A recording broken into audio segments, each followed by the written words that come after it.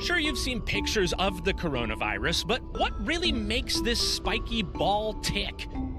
It's too tiny to see with your naked eye, so you gotta think small. Picture just one strand of your hair and stretch that out. Imagine laying a dozen cells across the width of that hair. That's about how big some of your lung cells are. And next to a human lung cell, the coronavirus is still tiny, less than 1/100th of the width. The potent stuff's even smaller. The virus's guts, a strand of something called RNA. Similar to our DNA, this is genetic code, instructions for making copies of the virus. But to do that, the virus needs something it doesn't have. A cell. So it evolved a clever way to get inside yours.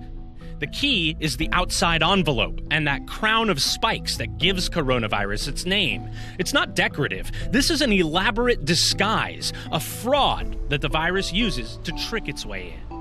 You can think of your cell like a factory surrounded by a big fortress wall. The factory inside's making stuff your body needs, and all over the outer walls are special doors. Each door finds and pulls in specific stuff that the factory needs.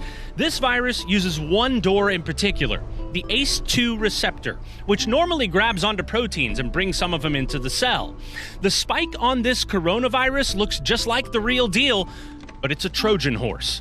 Once the receptor grabs that spike, the virus can fuse with your cell's outer wall and slip right through it, almost like a ghost. Inside the human cell, the virus starts uncoding, releasing its RNA. This starts a process that ends up using parts of the factory in your cell to make new copies of the virus, and more copies, and more copies. Those new copies start leaving the cell and can travel to other parts of your body to infect more. Scientists are studying the details of every step in this virus's life cycle. If we can find a way to interrupt just one part of it, it could lead to a new treatment or stop or slow the spread.